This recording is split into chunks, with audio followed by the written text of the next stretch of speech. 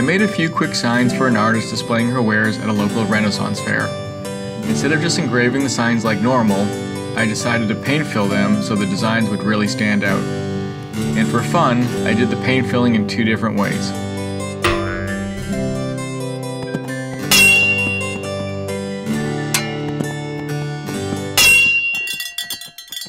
For the first sign, I masked some 1/8" MDF and used the laser to only lightly cut out the design in the mask and then completely cut out the sign.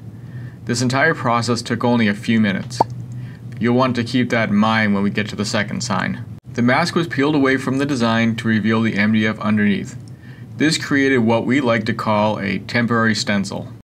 I gave the sign a number of extremely light coats of a matte black spray paint. The wood wasn't sealed with anything, so I had to be careful not to go too heavy with the paint. When the paint was dry enough, I peeled away the mask to reveal the finished sign.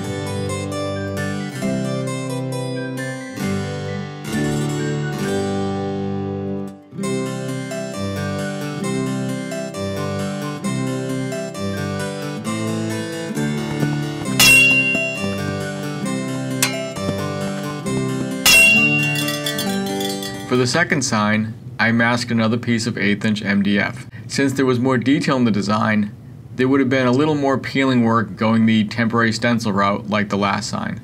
So I opted to engrave the design. However, this took about an hour, so the last method would have definitely been faster. Since bleeding is less of an issue with paint filling and engraving on MDF, I gave the sign one really heavy coat of spray paint. When the mask was peeled away from the sign, I could see that I went way too heavy on the spray painting. You're an idiot. I did get a little paint bleeding in a few spots under the mask. The slight bleeding probably wouldn't be seen unless someone was looking closely, but I still cleaned it up with some light surface sanding. Thanks for watching. Let us know in the comments what you think, and we'd love to learn about your favorite way of making signs with your laser.